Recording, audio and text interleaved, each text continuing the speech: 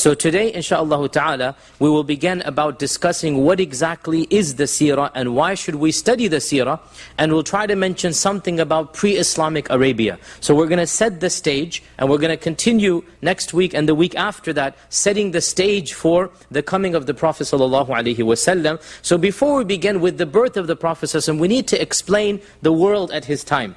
And so we're going to begin by doing that today, and continuing for the next week or two the story of Ibrahim and the benefit we can derive, and so on and so forth.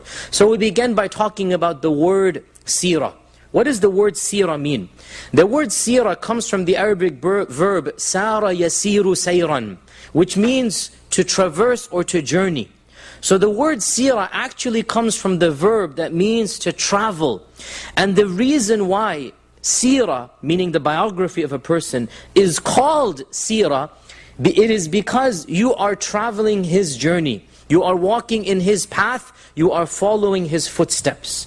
So when we study the life and times of the Prophet ﷺ, it is as if we are following in his footsteps, it is as if we are traveling in his journey. And that is why the seerah, or the biography of a person, is called the seerah, because you are walking in his footsteps. Now, even though the Arabs would call seerah the biography of any person, as soon as the Prophet ﷺ came, Muslim scholars used it exclusively for the biography of the best human being. And so no scholar says seerah except that he means the biography of the life and times of the incidents that happened during the life of our Prophet Muhammad sallallahu alaihi wasallam.